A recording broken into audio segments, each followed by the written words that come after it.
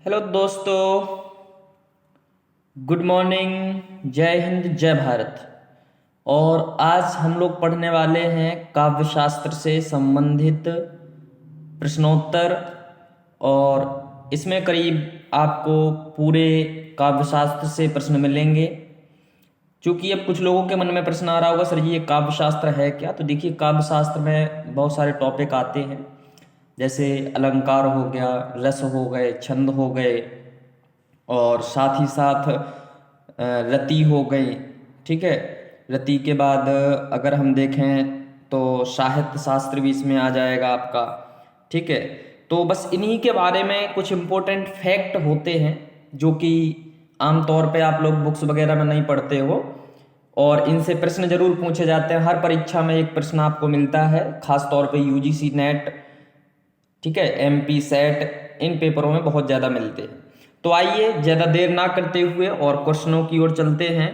और सबसे पहला प्रश्न आपकी स्क्रीन पर है, किसी साहित्य का अध्ययन मनन और विश्लेषण द्वारा उसके गुण, दोष आदि का विवेचन करने वाले विषय के लिए सर्वाधिक उपयुक्त नाम है। साहित्य शास्त्र, काव्य शास्त्र, अलंकार शास्त्र और काव्यांग। तो किसी साहित्य का अध्ययन और विश्लेषण द्वारा, मनन और विश्लेषण द्वारा उसके गुण, दोष आदि का विवेचन करने वाले विषय के लिए सर्वाधिक उपयुक्त नाम आपको बताना है। तो यहाँ पर आपको बहकावे में नहीं आना है, ना ही भावों में बहना है।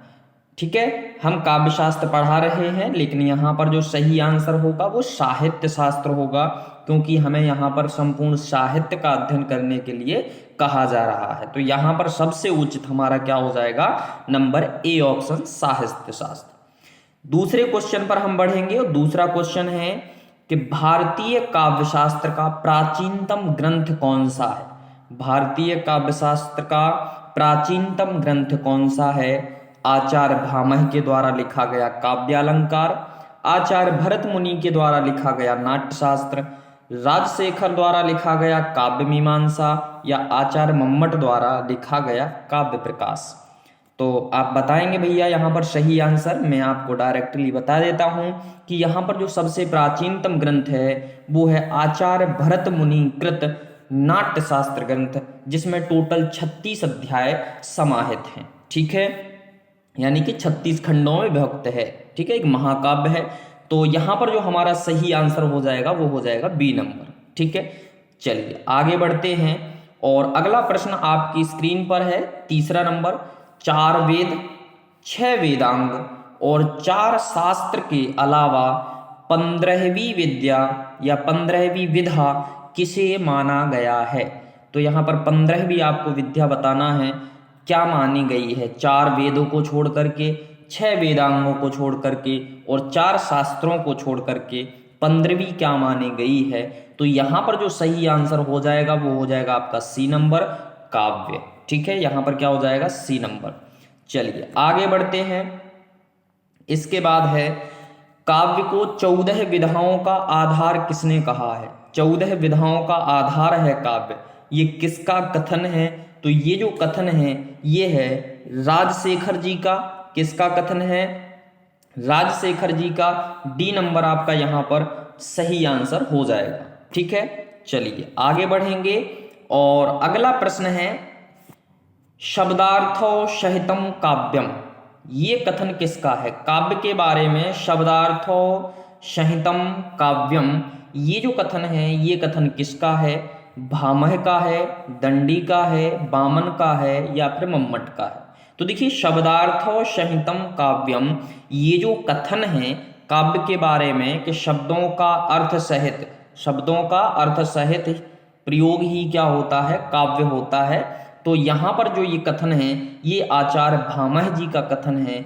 ए नंबर आपका यहाँ पर सही आंसर हो जाएगा। ठीक है, चलिए आगे बढ़ते हैं। और यहाँ पर हमें सुमेलित करना है, यहाँ पर हमें क्या करना है?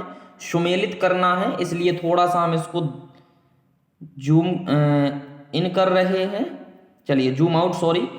तो यहाँ पर देखिए, कुछ हमने सूची 1 आपको दिख रही है, ये सूची 1 है और ये सूची 2 है। यहाँ पर कुछ परिभाषाएं हैं, यहाँ पर कुछ काव्य की परिभाषाएं हैं, उन काव्य की परिभाषाओं के बारे में एक एक वाक्य जो कहे हैं उनको हमें यहाँ पर मिलान करना है। तो फटाफट हम मिलान कर लेंगे। शब्दार्थो काव्यम, शब्दार्थो काव्यम ये किसके द्वारा कहा गया है? शब्दार्थ शरीरम तावत काव्यम, वाक्यम रसात्मकम काव्यम, रमणीयार्थ प्रतिपादकः शब्दः काव्यम। 4 वाक्य हैं आपके पास। तो सबसे पहले सभी को मुझे मालूम है कि सबको आता होगा कि वाक्यम रसात्मकम काव्यम ये आचार्य विश्वनाथ का है। किसका है? आचार्य विश्वनाथ का। तो यहीं से बेटा स्टार्ट करना है हमें, ठीक है, यहीं से स्टार्ट हमें कर लेना है कि भाई वाक्यम रसात्मक काव्यम ये किसका है? विश्वनाथ जी का। यानी सी वाले कॉलम में क्या चाहिए हमें? 2 नंबर चाहिए। हम देख लेते हैं यहाँ सी वाले नंबर में। तो सी वाले कॉलम में ये हमारे ऑप्शन है। सी वाले कॉलम में 2 किस में है? तो सी वाले कॉलम में 2 है, बी नंबर वाले में। यही हमारा सही आंसर हो जाएगा। ठीक है, एक बार हम इसको पूरा मिलान कर देते हैं कि कौन किसके द्वारा कहा गया है। तो इस तरीके से आप यहाँ देख सकते हैं कि पहले वाले में क्या हो जाएगा अपना? शब्दार्थो काव्यम रुद्रट की है। शब्दार्थो काव्यम किसकी है? रुद्रट की है। और शब्दार्थ शरीरम तावत काव्यम ये आनंद वर्धन जी की हो जाएगी। वाक्यम रसात्मकम काव्यम ये आचार्य विश्वनाथ जी की। और रमणीयार्थ प्रतिपादकः शब्दः काव्यम ये आचार्य जगन्नाथ जी की हो जाएगी। ठीक है, तो इस प्रकार से आप मिला सकते हो। ये आप सीधे इधर से आओगे 4 3 2 और 1 इस तरीके से। ठीक है, चलिए आगे बढ़ते हैं। और अगला प्रश्न जो आपके स्क्रीन पर है वो अंतःकरण की वृत्तियों के चित्र का नाम कविता है। किसने कहा? अंतःकरण की वृत्तियों के चित्र का नाम कविता है। किसने कहा? देखिए बेटा ये थोड़े से कठिन क्वेश्चन हैं। इन क्वेश्चनों को कराने से टीचर भी कभी कभी दूर रहते हैं कि बच्चे इसमें इंटरेस्ट नहीं लेंगे। तो देखिए आजकल व्यूज बढ़ाने के लिए इंटरेस्ट ज़्यादा देखा जाता है, किस क्षेत्र में आपका इंटरेस्ट है। बिल्कुल नहीं, हम आपको ये भी पढ़ाएंगे चाहे आप देखो अन्यथा ना देखो। अगर जिसने भी देख लिया 2-3 बार बहुत अच्छे उसका काव्य शास्त्र होने वाला है। तो अंतःकरण की वृत्तियों के चित्र का नाम कविता है, ये किसने कहा है? तो ये कहा है बेटा महावीर प्रसाद द्विवेदी जी ने। किसने कहा है? महावीर प्रसाद द्विवेदी जी ने। यहां पर आपका सी नंबर आंसर सही हो जाएगा। ठीक है, नेक्स्ट क्वेश्चन है कविता को जीवन और जगत की अभिव्यक्ति किसने कहा? कविता को जीवन और जगत की अभिव्यक्ति किसने कहा है? आचार्य हजारी प्रसाद द्विवेदी जी ने, डॉक्टर नगेंद्र जी ने, परमानंद जी ने या फिर रामचंद्र शुक्ल जी ने। तो देखिए कविता को कहा है ना, कविता को जीवन और जगत की अभिव्यक्ति। तो कविता को जब भी पूछा जाए कि कविता को जीवन और जगत की अभिव्यक्ति किसने कहा है, तो वो कहा है रामचंद्र शुक्ल जी ने। किसने कहा है? रामचंद्र शुक्ल जी ने कहा है। ठीक है, चलिए अभी हमने पहला एक पढ़ा था कि अंतःकरण की वृत्तियों के चित्र का नाम कविता है, ये किसने कहा? तो इस तरीके से अंतःकरण यदि आपसे पूछा जाए तो वो कहा है महावीर प्रसाद द्विवेदी जी ने। और इसके बाद यदि आपसे पूछ लिया जाए कि कविता को जीवन और जगत की अभिव्यक्ति किसने कहा है, तो रामचंद्र शुक्ल ने। कविता के बारे में कथन पढ़ रहे हैं, ध्यान रखना।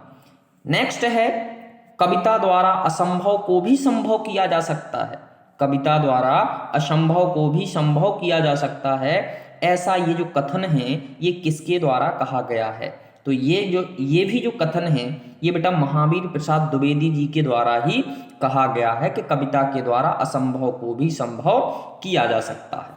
ठीक है, चलिए आगे बढ़ते हैं। यहां पर आपका सही आंसर क्या हो जाएगा? महावीर प्रसाद द्विवेदी, ए नंबर सही आंसर हो जाएगा। आगे बढ़ेंगे और अगला प्रश्न आपके सामने है। इसमें भी आपको सूचियों का मिलान करना है। तो आप आशा करते हैं कि आपको बढ़िया दिख रहा होगा। तो काव्य जीवन की आलोचना है, ये किसने कहा? अब काव्य के बारे में कुछ वाक्य हैं। ठीक है, काव्य के बारे में कुछ कथन है। कौन सा कथन किसने कहा? काव्य आत्मा की संकल्पात्मक अनुभूति है, काव्य आत्माभिव्यक्ति है, कविता हमारे परिपूर्ण क्षणों की वाणी है। अब ये जो कथन है ये किसने कहा है? ठीक है, तो सही क्या लिखा है? नीचे दिए गए कूट की सहायता से सही उत्तर चुनिए। बिल्कुल, तो यहां पर देखिए मैं थोड़ा सा आपको कूट भी दिखा देता हूं। ये आपके कूट दिख रहे हैं। ठीक है, तो नीचे इस प्रकार से आपको ऑप्शन मिलेंगे, उनको आपको सुमेलित करना है। तो मैं आपको सीधा सीधा बता देता हूं, ठीक है, कूट में थोड़ा सा टाइम लग जाएगा, तो देख लीजिए जरा। काव्य जीवन की आलोचना है, ये जो कहा है ये प्रेमचंद्र जी के द्वारा कहा गया है। किसके द्वारा? प्रेमचंद्र जी के द्वारा। इसके बाद दूसरा है काव्य आत्मा की संकल्पात्मक अनुभूति है। तो ये जो कहा गया है ये हमारे श्री जयशंकर प्रसाद जी ने कहा है कि काव्य जो है वो आत्मा की संकल्पात्मक अनुभूति है। काव्य आत्माभिव्यक्ति है, मतलब आत्मा की अभिव्यक्ति है काव्य। तो ये जो कहा है ये कहा है डॉक्टर नगेंद्र जी ने। किसने कहा है? डॉक्टर नगेंद्र जी ने। कविता हमारे परिपूर्ण क्षणों की वाणी है, तो ये कहा है हमारे जाने पहचाने सुमित्रानंदन पंत जी ने। ठीक है, तो इस प्रकार आप इनको सीख सकते हो। चलिए आगे बढ़ते हैं और अगला प्रश्न है, इनमें से कौन सा तत्व काव्य के भाव पक्ष का नहीं है? कौन सा तत्व काव्य के भाव पक्ष का नहीं है? कल्पना, अनुभूति, शब्द चयन, विचार। देखिए भाव पक्ष आपने देखा होगा, जब हम कवियों की जीवन परिचय लिखते हैं तो उसमें भाव पक्ष, कला पक्ष इस तरीके से पहले हमें लिखाया जाता था। ठीक है, साहित्य में स्थान, ठीक है, भाव पक्ष, कला पक्ष। तो यहाँ पर बस ध्यान रखना है कि भाव पक्ष में क्या नहीं है। तो भाव पक्ष में नहीं होता है यहाँ पर, देखो भाव पक्ष में कल्पना होगी, अनुभूति होगी, विचार होगी। भाई भाव पक्ष है ना, भाव पक्ष। ठीक है, शब्द चयन, शब्द चयन ये नहीं है कि हम भाई शब्दों पे ज्यादा ध्यान दें, शब्दों पे ज्यादा ध्यान नहीं देना है। भाव पक्ष में कहाँ पर ध्यान देना चाहिए? कल्पना पर, अनुभूति पर और विचार पर। वैसे भी ये तीन आपको एक जैसे दिख रहे होंगे और ये वाला आपको अलग दिख रहा होगा। यही सी नंबर हमारा क्या है? सही आंसर है। ठीक है, चलिए आगे बढ़ते हैं भैया। 12वां क्वेश्चन है, इनमें से एक तत्व कविता के कला पक्ष से संबंधित नहीं है। अब देखिए कला पक्ष आ गया है, तो कविता के कला पक्ष से क्या संबंधित नहीं है? तो देखिए यहाँ वहां में भाव दिखाने थे, पहले वाले प्रश्न में 11वें में भाव दिखाने थे। अब हमें यहाँ पर कला दिखानी है अपनी, और कला में कल्पना नहीं होती। कला में क्या नहीं होती बेटा? कल्पना नहीं होती। ठीक है, बिंब और प्रतीक होते हैं, भाषा होती है, अलंकार होते हैं, लेकिन कल्पना नहीं होती है कला पक्ष में। ठीक है, चलिए अब कल्पना करते रहें कि हम भाई ये कर रहे हैं, वो कर रहे हैं, और सामने कुछ दिख नहीं रहा है, तो वो आपका कला पक्ष थोड़ी ना होगा। ठीक है, चलिए 12वां हो गया। 12वें का आपका सही आंसर क्या हो जाएगा? डी नंबर हो जाएगा। ठीक है, चलिए नेक्स्ट क्वेश्चन है, और नेक्स्ट क्वेश्चन है हमारा, किसी प्रसिद्ध या कल्पित कथानक से आबद्ध सर्गबद्ध काव्य को क्या कहते हैं? यानी किसी प्रसिद्ध या कल्पित कथानक से आबद्ध सर्गबद्ध मतलब बंधने तक सर्गों से बंधी हुई, जो सर्गों से बंधा हुआ काव्य है, तो उसको क्या कहते हैं? तो ये आपको सही आंसर बताना है। तो बताइए भैया, बंधे हुए को, तो बंधे हुए को तो बेटा प्रबंध काव्य बोलेंगे ना। बंधे हुए को क्या बोलेंगे हम? तो बंधे हुए को हम लोग बोलेंगे प्रबंध काव्य। तो यहाँ पर जो सही आंसर है वो क्या हो जाएगा? ए नंबर हो जाएगा। आप हमारे साथ 10 मिनट और रहिए, आपको समझ में आ जाएगा काव्य से किस प्रकार के प्रश्न आते हैं, और हम लोग सॉलिड तरीके से गलत करके आते हैं, क्योंकि हमने उस चीज पे कभी ध्यान ही नहीं दिया।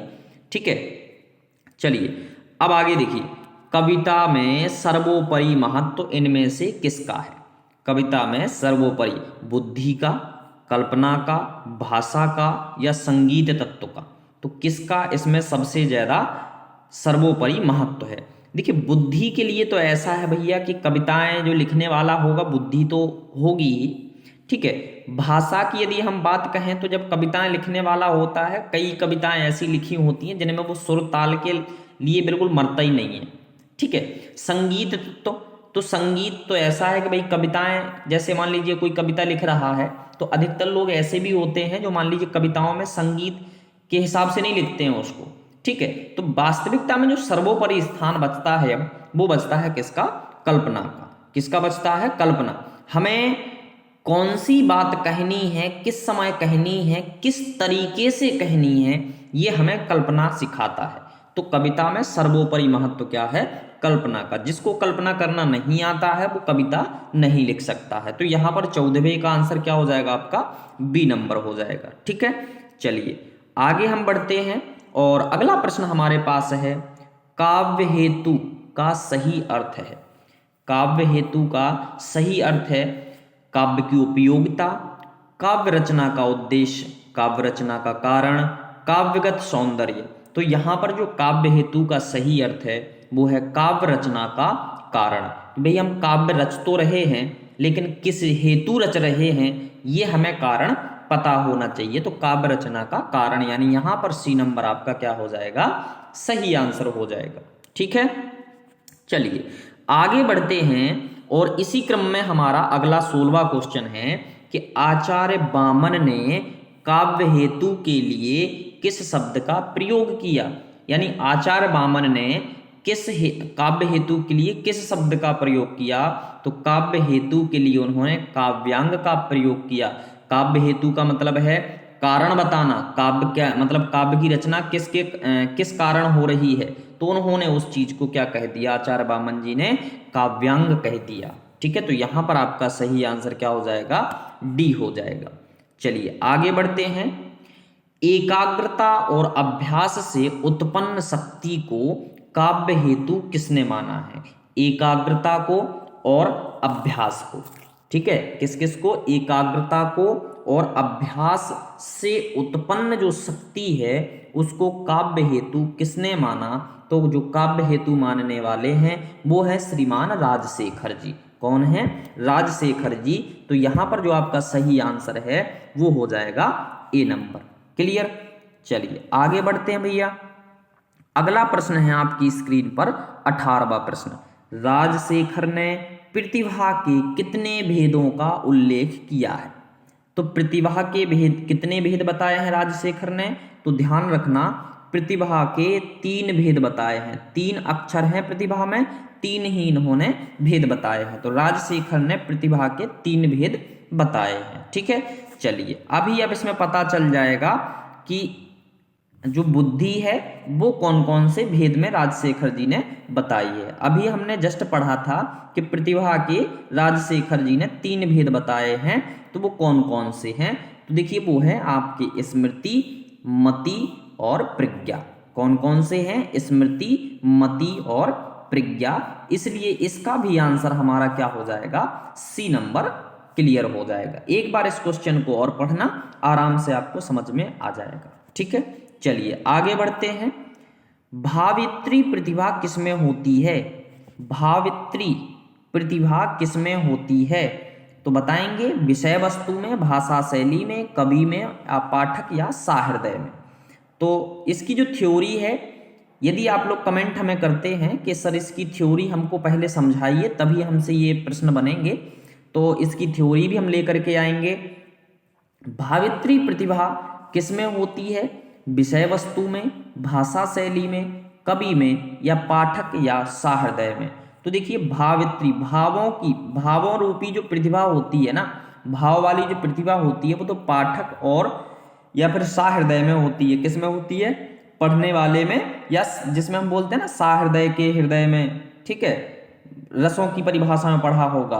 तो भावों की जो प्रतिभा होती है वो होती है पाठक में। ठीक है, अगर उसमें अगर भाव नहीं है, पाठक में यदि भाव नहीं है तो किसी भी काव्य का कोई भी मतलब उसके सामने नहीं होता। कोई पागल सा बैठा हुआ है, अब वो उसमें भावित्री प्रतिभा नहीं है, उसमें भावित्री प्रतिभा नहीं है। आप उसको वीर रस की कविता सुनाओगे तब भी वो हंसेगा, शोक रस की सुनाओगे यानी कि रौद्र की सुनाओगे तब भी वो हंसेगा, शोक यानी करुण रस की सुनाओगे कोई कविता तब भी वो हंसेगा। तो उसमें मतलब भावित्री प्रतिभा नहीं है। और भावित्री प्रतिभा किसमें होनी चाहिए, तो पाठक या सहृदय में। ठीक है, चलिए आगे बढ़ते हैं। प्रतिभा को नवोन्मेष शालिनी प्रज्ञा किसने कहा है। प्रतिभा को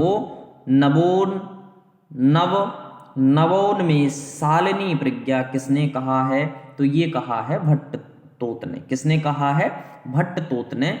तो यहां पर सही आंसर आपका क्या हो जाएगा, ए नंबर हो जाएगा। ठीक है, ये प्रतिभा के बारे में क्वेश्चन आ गए हैं। इसके बाद 22वां प्रश्न है, प्रतिभा को अपूर्व वस्तु निर्माण क्षमा प्रज्ञा इनमें से किसने कहा है। अपूर्व वस्तु निर्माण क्षमा प्रज्ञा इनमें से किसने कहा है, तो ये कहने वाले थे अभिनव गुप्त जी। कौन कहने वाले थे, अभिनव गुप्त जी। ठीक है, तो यहां पर आपका 22वें का क्वेश्चन आंसर जो है वो हो जाएगा बी नंबर। चलिए आगे बढ़ते हैं और इसी क्रम में हम 23 नंबर पर पहुंचते हैं। मम्मट ने प्रतिभा के लिए किस शब्द का प्रयोग किया है? तो मम्मट जी हैं, मम्मट जी ने प्रतिभा शब्द के लिए किस शब्द का प्रयोग किया है? तो उन्होंने किया है शक्ति शब्द का। किस शब्द का प्रयोग किया है? शक्ति शब्द का प्रयोग किया है मम्मट जी ने। ठीक है, चलिए आगे हम बढ़ते हैं। आत्मविस्तार में ही आत्मा की पूर्णता है। आत्मविस्तार में ही आत्मा की पूर्णता है, यह कथन किसका है? तो यह जो कथन है वो है बाबू गुलाब राय जी का। ठीक है, अब ये कुछ कथन है तो इनको हम डायरेक्ट अगर पढ़ लें तो सही रहेगा। तो आत्मविस्तार में ही आत्मा की पूर्णता है, यह कथन बाबू गुलाब राय जी का कहा है। ठीक है, चलिए नेक्स्ट है, आत्मविस्तार को काव्य का प्रेरक तत्व किसने माना है? आत्मविस्तार को काव्य का प्रेरक तत्व किसने माना है? तो ये भी बेटा बाबू गुलाब राय जी ने ही माना है। यानी यहां पर भी हमारा क्या हो जाएगा? ए नंबर क्वेश्चन सही हो जाएगा। ठीक है, चलिए आगे बढ़ते हैं। नेक्स्ट क्वेश्चन है, बहुत सुंदर क्वेश्चन है। आचार्य नंद दुलारे वाजपेयी ने काव्य की प्रेरणा किससे मानी है? आचार्य नंद दुलारे वाजपेयी जी ने काव्य की प्रेरणा किससे मानी है? यहां पर माना है तो यहां मानी कर लेना। अब देखिए, काव्य की प्रेरणा किससे मानी है, यानी काव्य की प्रेरणा हमें किससे मिलती है? सजगता से, अनुभूति से, वासना के दमन से, या फिर अध्ययन करने से। तो यहां पर जो आपका सही आंसर हो जाएगा वो हो जाएगा अनुभूति से। और यही आपको करना है। अभी जितना हमसे हो रहा है हम उतना आपको समझाते जा रहे हैं। आपको भी अनुभूति करना है कि वास्तविकता में हम क्या पढ़ रहे हैं और कैसे हमें इसको समझना है। तो आचार्य नंद दुलारे वाजपेयी ने काव्य की प्रेरणा किससे मानी है? अनुभूति से मानी है कि अगर हमें काव्य के पढ़ने की प्रेरणा या सीखने की प्रेरणा मिलेगी तो वो किससे मिलेगी? अनुभूति से मिलेगी। तब तक आपको अनुभूति नहीं होती है कि काव्य क्या है, कोई आपको नहीं पढ़ा सकता। नेक्स्ट है, ईश्वरीय उन्माद को काव्य हेतु माना है। ईश्वरीय उन्माद को काव्य हेतु माना है, किसने माना है? तो प्लेटो जी ने माना था। यहां पर आपका जो सही आंसर हो जाएगा ये हो जाएगा सी नंबर। ठीक है, चलिए आगे बढ़ेंगे। वासना के दमन की स्वस्थ प्रवृत्ति ही काव्य की प्रेरणा है, यह सिद्धांत इनमें से किस विचारक का है? वर्ड्सवर्थ का है, हीगल का है, एडलर का है, या फिर फ्रायड का है? तो यहां पर जो आपका सही कथन हो जाएगा वो हो जाएगा फ्रायड जी का कथन है। ठीक है, चलिए आगे बढ़ेंगे। इनमें से किस विचारक ने अहम की स्थापना की प्रवृत्ति को काव्य हेतु माना है? तो अहम की प्रवृत्ति, तो अहम की प्रवृत्ति से आप लोग ध्यान रखेंगे, एक आपने बाल विकास वगैरह में एक एडलर नाम सुना होगा। कौन सा नाम? एडलर नाम। तो वही एडलर जो है यहाँ पर अहम की स्थापना के लिए प्रसिद्ध है। तो यहाँ पर भाई 29 का क्या हो जाएगा? आपका ए नंबर सही हो जाएगा। ठीक है, चलिए आगे हम बढ़ते हैं। जो अपूर्ण कला उसी की पूर्ति है, जो अपूर्ण कला उसी की पूर्ति है, पंक्ति के माध्यम से मैथिली शरण गुप्त ने किसके सिद्धांत का समर्थन किया है? अभी यूजीसी नेट में कुछ इकाइयां हैं जिसमें सिद्धांतों के बारे में हम पढ़ना है, तो वही चल रहा है, बिल्कुल आप साथ में बने रहिए। तो यहां पर 30 का जो आंसर है वो हो जाएगा आपका एडलर का क्षतिपूर्ति सिद्धांत। जो अपूर्ण कला उसी की पूर्ति है, मतलब अपूर्ण कला है और फिर उसी की पूर्ति है। जैसे हमें कुछ कलाएं ऐसी होती हैं कि हमें याद होता है फिर भूल जाता है, याद होता है फिर भूल जाता है, मतलब अपूर्ण जैसी लगने लगती हैं कि यार हमें इतनी क्षमता नहीं है, अपूर्ण है। लेकिन जब उसको बार बार करोगे ना तो उसी की पूर्ति है, मतलब उसी से ही आप पूरे हो जाओगे। तो ये है एडलर का क्षतिपूर्ति सिद्धांत। तो 30 का यहां पर सही आंसर क्या हो जाएगा? बी हो जाएगा। ठीक है, आगे बढ़ते हैं। काव्य प्रयोजन का सबसे पहले उल्लेख मिलता है भामहकृत काव्यालंकार में, दंडीकृत काव्यालंकार में, भरत मुनिकृत नाट्यशास्त्र में, या राजशेखरकृत काव्य मीमांसा में। तो यहां पर 31 का आपका फिर से वही आंसर हो जाएगा भरत मुनिकृत नाट्यशास्त्र में, जो हमने पहले नंबर या दूसरे नंबर पर पढ़ा हुआ था। चलिए यहां पर आपका सही आंसर जो है वो क्या है, सी। आगे बढ़ते हैं और इसी क्रम में आपके पास अगला प्रश्न है, पुरुषार्थ चातुष्ट की सिद्धि को काव्य का प्रयोजन किसने माना है? पुरुषार्थ चातुष्ट की सिद्धि को काव्य का प्रयोजन किसने माना है? तो यहां पर सही आंसर हो जाएगा आपका भामह एवं कुंतक ने। किसने? भामह एवं कुंतक ने। ठीक है, चलिए आगे को अगर हम बढ़ें तो अगला प्रश्न हमारे स्क्रीन पर होगा, कीर्ति प्रीति हेतुत्वात् इनमें से किसने कहा है? बहुत कठिन कठिन इसमें थोड़े से वाक्यांश होते हैं। कीर्ति प्रीति हेतुत्वात् इनमें से ये कथन किसने कहा है? तो यहाँ 33 का जो आंसर है वो है आपका वामन। किसने कहा है? तो वामन जी ने कहा है। यहाँ पर आपका ए नंबर क्या हो जाएगा, सही आंसर हो जाएगा। ठीक है, चलिए अगला प्रश्न है, इनमें से किस कवि ने आत्मानुभवसार की अभिव्यक्ति को काव्य प्रयोजन माना है? तो 34 का आपको बताना है कि आत्मानुभवसार यानी आत्म के अनुभव से जो सार की अभिव्यक्ति होती है वही वास्तविकता में काव्य के लिए सही मानी गई है। और ये कहा है हमारे कबीरदास जी ने। किसने कहा है? कबीरदास जी ने। कबीरदास जी कहते थे कि किसी भी काम में हमें दिखावा नहीं करना है, हमें मूर्ति पूजन ना कर करके हमें आत्मा से अपना जो भी आत्मा से जिसको भी मानना है आप उसकी पूजा करिए, कोई दिक्कत नहीं, लेकिन उसको आत्मा से मानिए। ठीक है, जरूरी नहीं कि उसमें ढोंग ढगोसला करें। कबीरदास जी इस ढोंग ढगोसला से बहुत दूर थे, बहुत निंदक थे इस ढोंग ढगोसला के, कि सुबह सुबह से जा रहे हैं, ठीक है, सुबह सुबह से मजार पे जा रहे हैं, सुबह सुबह मंदिर जा रहे हैं, इससे वो बहुत दूर थे। तो यहाँ पर 34 का आंसर आपका क्या हो जाएगा, बी नंबर हो जाएगा। इसके बाद है, सर्वहितकारी भावना को काव्य का प्रयोजन किसने माना है? सर्वहितकारी भावना को काव्य का प्रयोजन किसने माना है? तो ये है तुलसीदास जी। किसने माना है? तुलसीदास जी ने। सर्वहितकारी, सबका हित हो, ठीक है, तो वो किसने माना है? तुलसीदास जी ने। चलिए आगे बढ़ेंगे। महावीर प्रसाद द्विवेदी ने इनमें से किसे काव्य प्रयोजन माना है? मतलब काव्य का प्रयोजन कि अगर हम कुछ काव्य लिख रहे हैं तो यदि हम कुछ काव्य लिख रहे हैं तो वास्तविकता में किसी न किसी को जागृत होना चाहिए, और किस क्षेत्र में जागृत होना चाहिए? तो ये महावीर प्रसाद द्विवेदी जी के बारे में आप लोग बताएंगे कि इनमें से किसे काव्य प्रयोजन माना है। तो ज्ञान का विस्तार और आनंदानुभूति, राष्ट्रीय भावना, या फिर मनोरंजन, या फिर शिक्षा। तो यहाँ पर जो आपका सही आंसर है वो हो जाएगा ज्ञान का विस्तार। काव्य का प्रयोजन क्या था महावीर प्रसाद द्विवेदी जी का?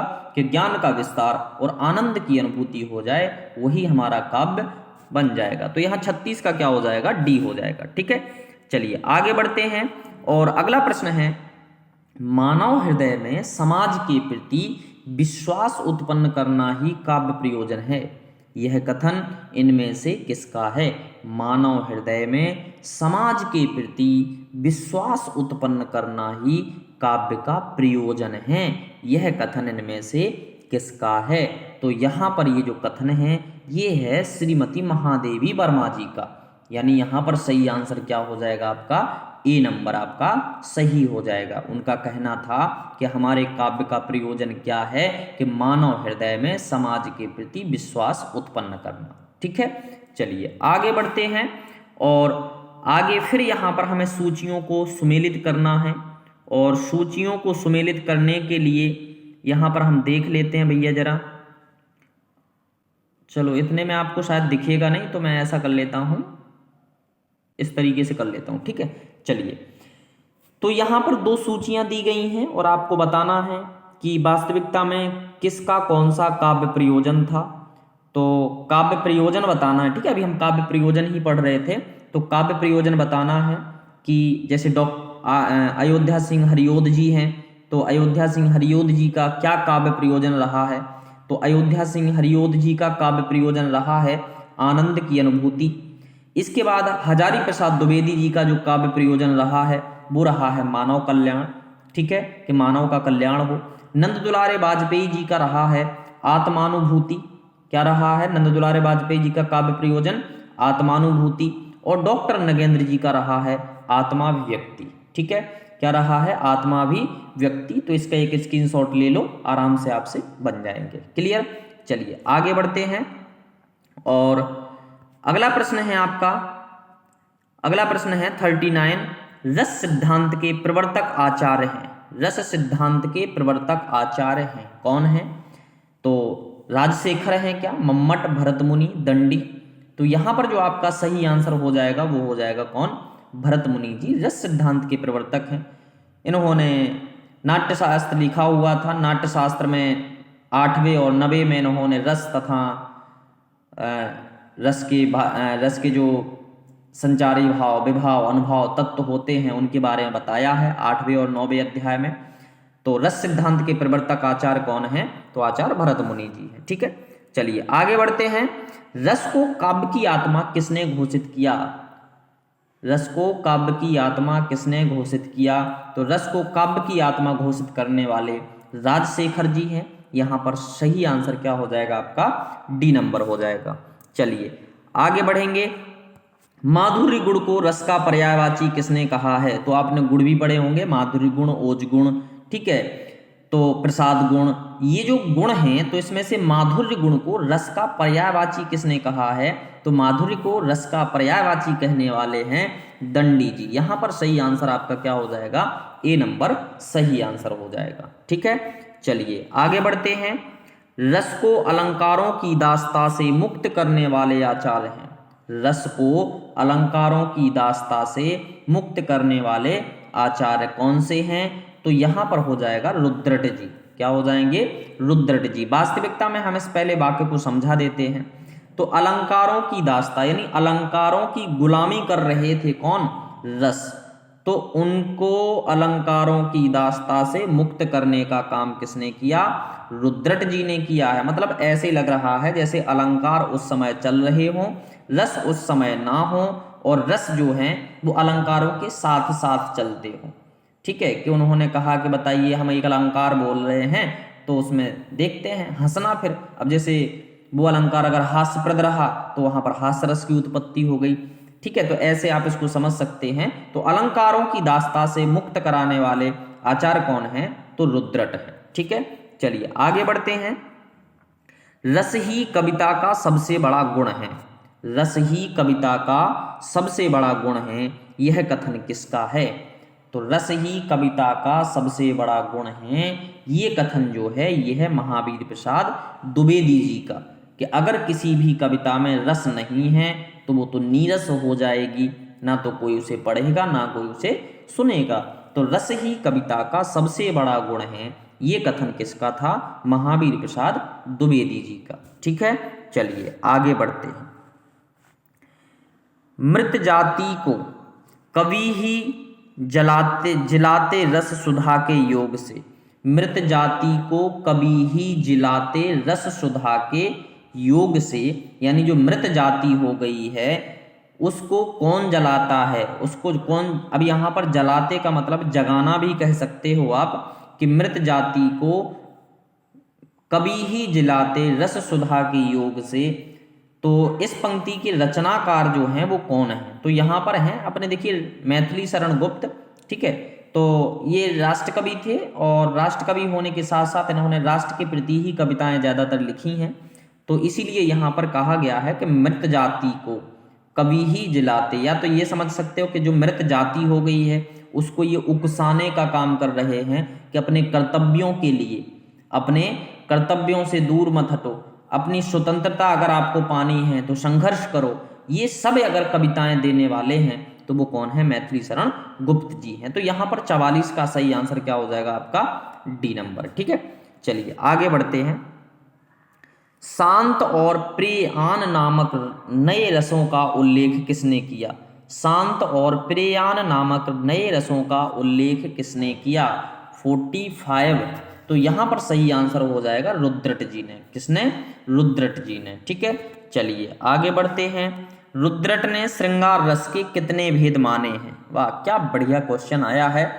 तो बताएं फटाफट, रुद्रट ने श्रृंगार रस के कितने भेद माने हैं? तो देखिए रुद्रट जी ने श्रृंगार रस के भेद माने हैं 4। रुद्रट जी ने श्रृंगार रस के कितने भेद माने हैं? 4 माने हैं। वैसे होते कितने हैं? 2 होते हैं, वियोग श्रृंगार रस और संयोग श्रृंगार रस। ठीक है, और इन्होंने कितने माने हैं रुद्रट जी ने? 4। यानी यहां पर सही आंसर आपका क्या हो जाएगा? बी नंबर हो जाएगा। चलिए आगे बढ़ते हैं। रस को काव्य का सकल प्रयोजन मौलीभूतम किसने माना है? रस को काव्य का सकल प्रयोजन मौलीभूतम किसने माना है? तो यहां पर जो आपका सही आंसर हो जाएगा वो हो जाएगा सी नंबर, आचार्य मम्मट जी ने। किसने माना है? आचार्य मम्मट जी ने। ठीक है, चलिए आगे बढ़ते हैं। भामह किस संप्रदाय के प्रवर्तक आचार्य हैं? ध्वनि संप्रदाय के, औचित्य संप्रदाय के, या रस संप्रदाय के, या फिर अलंकार संप्रदाय के? एक दिन हम ये अलंकार अलग से पढ़ेंगे, वैसे पढ़ना तो हमें इसी में है। तो बताइए भामह किस संप्रदाय के प्रवर्तक आचार्य हैं?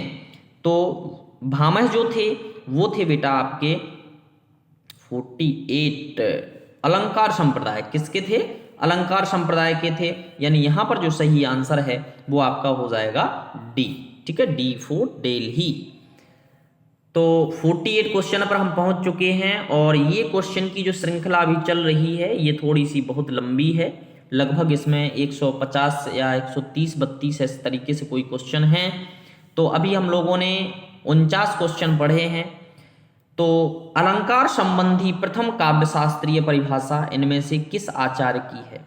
अलंकार संबंधी प्रथम काव्यशास्त्रीय परिभाषा इनमें से किस आचार्य की है?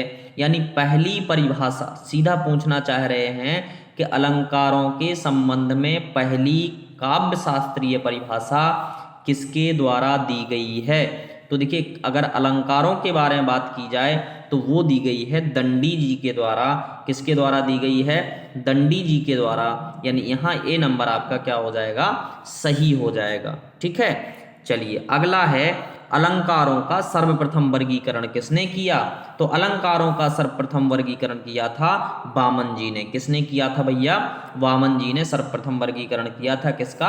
अलंकारों का। ठीक है, इसके बाद है अलंकार को वेद का 7वां अंग किसने माना है? अलंकारों को वेद का 7वां अंग किसने माना है? तो यहाँ ये जो माना है ये राजशेखर जी ने कहा है कि अलंकार वेद का 7वां अंग है। ठीक है, चलिए आगे बढ़ते हैं। उपमा को संपूर्ण अलंकारों की जननी किसने घोषित किया? एक उपमा अलंकार होता है तो उपमा अलंकार में बताना है कि संपूर्ण अलंकारों की माता या संपूर्ण अलंकारों की जननी किसने घोषित किया? तो यहां 52 का हो जाएगा आपका डी नंबर। राजशेखर जी ने कहा है कि उपमा अलंकार जो है वो संपूर्ण अलंकारों की जननी है। तो यहां पर सही आंसर क्या हो जाएगा? डी हो जाएगा। ठीक है, चलिए अगला क्वेश्चन है। उपमा को अलंकारों का शिरोरत्न किसने माना है? बहुत बढ़िया क्वेश्चन है। शिरोरत्न यानी सबसे उच्च किसने माना है? सीधी बात है। तो उपमा अलंकार को अलंकारों में सबसे ऊंचा स्थान किसने दिया है? तो वो दिया है अप्पय दीक्षित जी ने। किसने दिया है? अप्पय दीक्षित जी ने। ठीक है, चलिए नेक्स्ट हम आगे बढ़ते हैं। इनको तो एक एक बार हमें पढ़ना है। ठीक है, 1 लाइनर क्वेश्चन है। कुत्ते भौंक रहे हैं, अगर मैं थोड़ा सा रोक दूं, चलिए कोई बात नहीं, शांत हो गए हैं। आगे बढ़ते हैं। काव्यालंकार सार संग्रह का रचनाकार इनमें से कौन है? अरे भैया डॉगी जी, काव्यालंकार सार संग्रह का रचनाकार इनमें से कौन है? तो यहां पर 54 का जो आंसर हो जाएगा वो हो जाएगा आपका बी नंबर, उदय भट्ट या उद्भट्ट। ठीक है, कौन है? उदय भट्ट या उद्भट्ट। बी नंबर आपका यहां पर सही आंसर हो जाएगा। इसके बाद अगला है सरस्वती कंठाभरण किसकी रचना है? बताइए भैया, कितना बढ़िया क्वेश्चन आया। सरस्वती कंठाभरण किसकी रचना है? तो यहां पर ये जो रचना हो जाएगी आचार्य भोज जी की हो जाएगी। सरस्वती कंठाभरण, ठीक है, किसकी हो जाएगी? आचार्य भोज जी की। सी नंबर आपका यहां पर सही आंसर हो जाएगा। ठीक है, इनमें समझाने की आवश्यकता नहीं है। अलंकार सर्वस्व के टीकाकार हैं, तो अलंकार सर्वस्व के टीकाकार कौन है? तो फटाफट बताना है। तो वैसे यहाँ पर समुद्रबंध हो जाएंगे। कौन हो जाएंगे? समुद्रबंध अलंकार सर्वस्व के। ठीक है, नेक्स्ट है ये क्वेश्चन थोड़ा सा भाई ध्यान से पढ़ना, ठीक है। इह विशिष्टौ शब्दार्थो काव्यम, अर्थात विशिष्ट शब्द और अर्थ का सद्भाव ही काव्य है। यह कथन इनमें से किसका है? यह विशिष्टौ शब्दार्थो काव्यम, देखो शब्दार्थो सहितम काव्यम हम पढ़ चुके हैं पहले, शब्दार्थो सहितम काव्यम हम पहले पढ़ चुके हैं। अब हमारे पास नया कथन आया है कि यह विशिष्टौ शब्दार्थो काव्यम, तो ये जो है ये किसका है? तो यहाँ पर ये है आपका समुद्रबंध का। किसका है भैया? समुद्रबंध का। यह विशिष्टौ शब्दार्थो काव्यम, ठीक है। तो यहाँ पर सही आंसर क्या हो जाएगा? बी नंबर आपका सही हो जाएगा। चलिए आगे बढ़ते हैं। शब्द और अर्थ की विशिष्टता के कितने आधार हैं? शब्द और अर्थ की विशिष्टता के कितने आधार हैं? तो यहाँ पर आपका जो सही आंसर है वो हो जाएगा 3। कितने आधार हैं शब्दों के? तो चाहे शब्द हो या अर्थ हो तो कितने आधार हैं? 3। अगर आपको समझ नहीं आ रहा है तो मैं आपको फिर बता देता हूँ कि जो शब्द और अर्थों की विशिष्टता है इसमें आप अपने शब्द शक्ति भी ले सकते हो। क्या ले सकते हो? शब्द शक्ति, जैसे हमारी लक्षणा, व्यंजना और अविधा। तो अविधा, लक्षणा, व्यंजना, ये 3 शब्द शक्तियों के प्रकार होते हैं, तो आप वही ले सकते हो यहाँ पर, क्योंकि क्वेश्चन बिल्कुल मेल है, उससे मिलता जुलता है। शब्द और अर्थ की विशिष्टता के कितने आधार हैं? तो 3, ठीक है। चलिए आगे बढ़ते हैं। काव्य में धर्म मूलक वैशिष्ट कितने प्रकार का है? तो काव्य में धर्म मूलक वैशिष्ट कितने प्रकार का है? तो यहाँ पर हो जाएगा आपका 2 प्रकार का। काव्य में धर्म मूलक वैशिष्ट कितने प्रकार का है? तो 2 प्रकार का। ये अब कौन कौन से हैं ये हम लोग पढ़ेंगे थ्योरी में, ठीक है। चलिए आगे बढ़ते हैं और अगला प्रश्न है आपके सामने। नित्य धर्म के विधायक होते हैं, बढ़िया बढ़िया क्वेश्चन है, ध्यान रखना। नित्य धर्म के विधायक होते हैं कौन? रस, भोजकत्व, वक्रोक्ति या फिर गुण। तो यहाँ पर आपका जो सही आंसर है वो हो जाएगा गुण, ठीक है। नित्य धर्म के विधायक कौन है? तो गुण है। अनित्य धर्म का विधायक गुण कौन है? अनित्य धर्म का विधायक गुण कौन है? तो अनित्य धर्म का जो विधायक गुण है वो हो जाएंगे आपके अलंकार। क्या हो जाएंगे? अलंकार हो जाएंगे। वैसे नित्य धर्म के विधायक होते हैं, तो इस क्वेश्चन को हम एक बार और देखेंगे, ठीक। गुण, प्रसाद गुण, औज गुण, ठीक है, बिल्कुल सही है। तो नित्य धर्म के विधायक कौन है? गुण है। और अनित्य धर्म के विधायक गुण कौन है? तो अलंकार है, ठीक है। इसके बाद है रीति संप्रदाय की प्रतिष्ठा किस आधार पर हुई है? रीति संप्रदाय आप लोगों ने पढ़े होंगे बहुत सारे, ध्वनि संप्रदाय, रीति संप्रदाय, अलंकार संप्रदाय, रस संप्रदाय। तो रीति संप्रदाय जो है इसकी प्रतिष्ठा किस आधार पर हुई है? तो ये तो लॉजिक वाला प्रश्न है। देखो बेटा, अलंकार तो नहीं हुई होगी क्योंकि अलंकार वाला संप्रदाय भी अलग है, औचित्य संप्रदाय भी हमारा अलग है, और वक्रोक्ति एक अलंकार होता है। तो यहाँ पर जो है वो किसके आधार पर हुई है? गुणों के आधार पर रीति संप्रदाय की प्रतिष्ठा की गई है। अब रीति में भी आपने गुण ही पढ़े होंगे, वैधर्वी रीति, ठीक है। इस तरीके से रीतियाँ पढ़ी होंगी आपने, अगर कभी पढ़ी हो, और नहीं पढ़ी हो तो मैं आप कमेंट करना, मैं आपको पढ़ा दूंगा। तो रीति संप्रदाय की प्रतिष्ठा किस आधार पर हुई है? तो वो हुई है गुणों के आधार पर, ठीक है। और आज का सेशन हम 62 क्वेश्चन तक ही ले चलते हैं, और 62 क्वेश्चन के बाद आगे का सेशन जो है वो आपको कल मिलेगा दूसरी क्लास में। यूजीसी नेट के लिए ये चल रहा है हमारा काव्यशास्त्र, ठीक है।